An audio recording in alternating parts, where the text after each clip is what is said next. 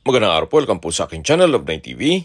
Patalasasan po, meron po ba kayong mga properties na napapabayaan or non-performing assets? Plan nyo yung ibenta, pero wala kayong oras sa pagbibenta nito. Kung ito'y pagkakatiwala nyo po sa amin, tawag lang po kayo sa aking numero, usap po tayo, gawan ko po ng video for free. Yes, libre po, wala po kayong babayaran. Tutulungan pa namin kayong mabenta ang inyong property. Kami na po bahala sa marketing, sa boosting or paid ads. Even sa tripping, hindi na po kayo mapapagod sa pag-entertain ng mga buyers. Kami na po bahala sa lahat. Tawag lang po kayo. Nandito po tayo ngayon sa General Trias, Cavite kung saan meron po tayong bagong video presentation. Isang commercial building. Ito po ay along BC Road. Kita nyo naman, may mga dumadaan na sasakyan.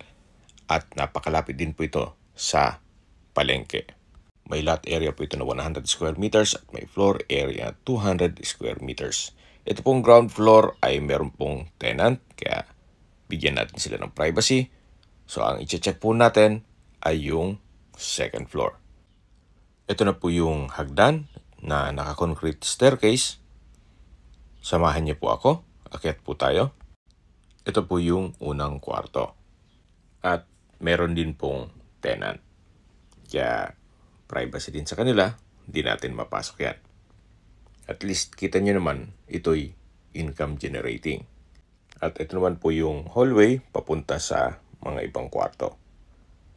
Na kung saan malaki din po ang espasyo. Yan po yung hagdan, mula po sa baba. At yan po yung unang kwarto na hindi natin napasok. At mula po dito sa hallway, dito naman po yung part ng isang kwarto na naka-glass walls and sliding door. At meron po ditong malaking espasyo pa na pwede pong gawing another room o kwarto. Possible din pong paupahan. May malaking sliding glass window at may security grill. O pwede rin pong extension itong unang kwartong hindi natin nabuksan.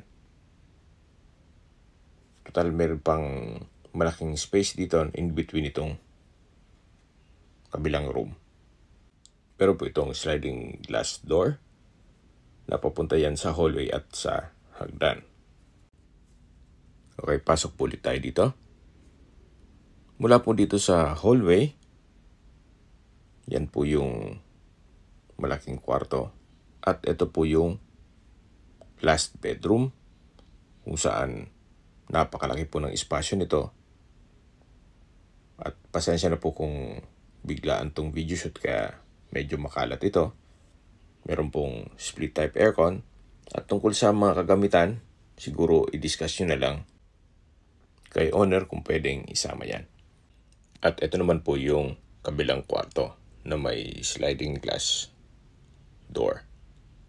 Meron pong mga personal stuff si owner kaya hindi natin mabuksan yan.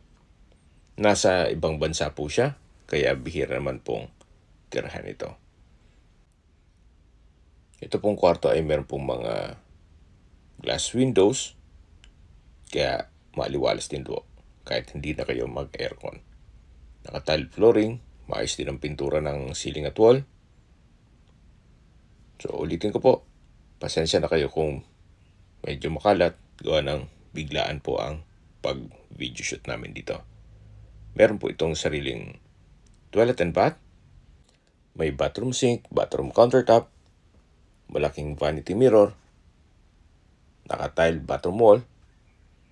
Then meron pong bathtub. At dito naman po yung water closet with bidet na naka-tile bathroom wall na rin po dito sa side na to. From floor to ceiling po yan. So lalabas na po tayo. Ito po yung master's bedroom. At yung natatanaw nyo na sliding glass door ay yung kabilang kwarto naman. Na-maximize po nila ng space. Meron po itong mga malaking kwarto. Ang kagandahan po dito sa property to, may commercial space ka na sa baba at pwede nyo pa pong tirahan dito sa taas na kung saan malaki din po ang espasyo at komportable din kayo dito. Kahit malaking pamilya, pwede rin po dito gawa ng meron pa pong dalawang malaking kwarto aside from this room na master's bedroom. Yan po yung first bedroom na meron pong tenant. At dito naman po yung malaking spasyo na pwede pong extend dito yung kabilang kwarto o pwede rin gawing family area. Sa mga nag-skip po ng video, summarize ko lang po. Ito pong property ay may lot area na 100 square meters at may floor area na 200 square meters. Ito po titulado, buhay po ang may-ari, kaya wala po kayong maging problema sa documentation o sa transfer ng title. Ito pong lower ground o ground floor ay okupado po lahat. Tungkol naman sa income, siguro po upon tripping, tanungin na lang natin si owner. Sa distance, location at travel time portion na po tayo. Mula po sa Don P. Campus Avenue, Dasmariñas, Cavite. Opo, malapit po ito sa Dasma, halos katabi lang. Ang distance is 350 meters at ang travel time is 2 minutes. Mula naman po sa Daang Hari Extension, ang distance is 3.5 kilometers at ang travel time is 8 minutes. Malapit na rin po dito yung LTO o Land Transportation Office. Mula naman po sa De La Salle, Dasmariñas Campus, ang distance is 7 kilometers at ang travel time is 12 minutes. Mula naman po sa SM at Robinsons, Dasma, at nandun na rin po ang Asia Medic Hospital. Ang distance is 12.9 kilometers at ang travel time is 23 minutes.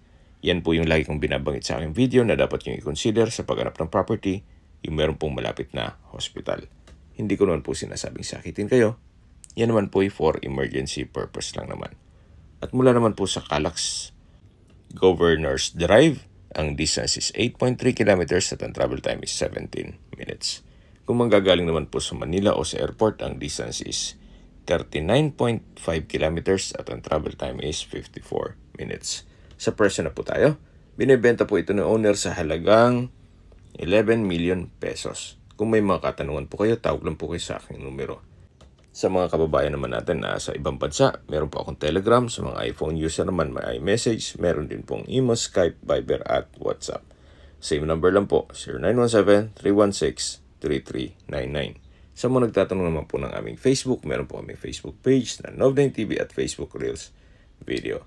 Meron din pong TikTok at Instagram. May ibang YouTube channel po kami na The Nov9 TV channel at Nov9 TV Listings.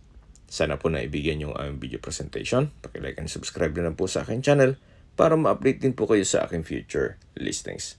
Kung sakali po hanap niyo yung mas malaking sukat ng lupa, meron din po kami ibang listings na pwede niyong pagpilian.